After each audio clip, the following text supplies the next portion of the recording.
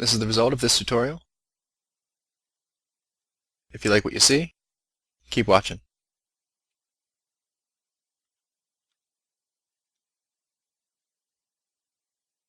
Before we kick things off, because ultimately this rig is going to be used for a game, even though it can be used for an animation as well, we're going to change the Blender buttons from Blender Render to Blender Game in the top header.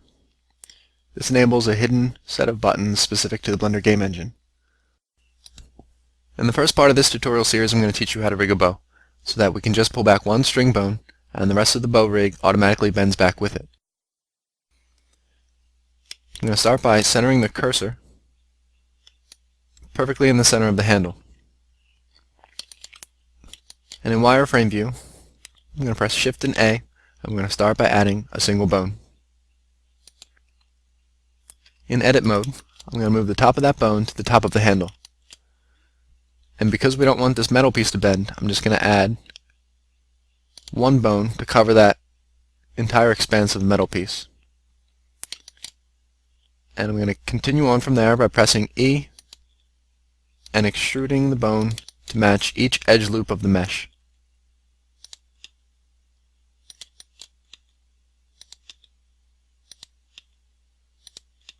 And we're going to do this to the top of the string. One more, and that's it. So there's the top half of our bow rig. And now we're going to easily duplicate the top half of the rig and flip it so that it becomes the bottom half.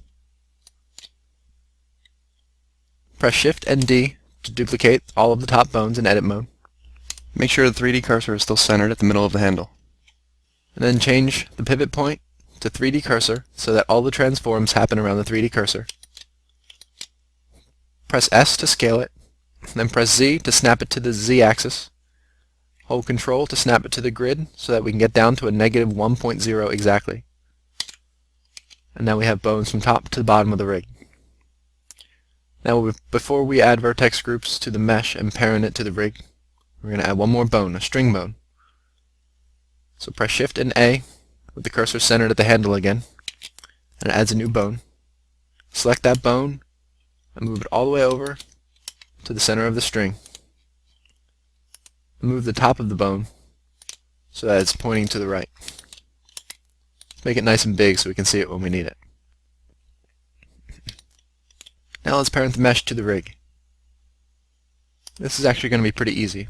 Select the mesh, hold Shift and select the rig.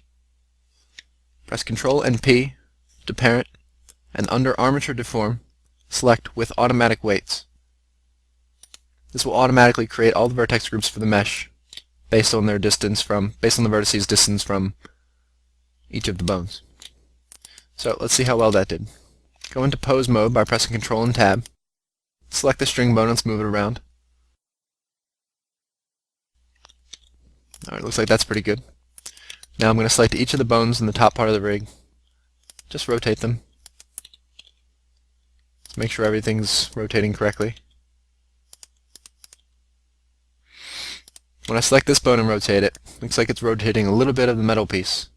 So we're going to have to fix that later. But I'm just going to go through each one, make sure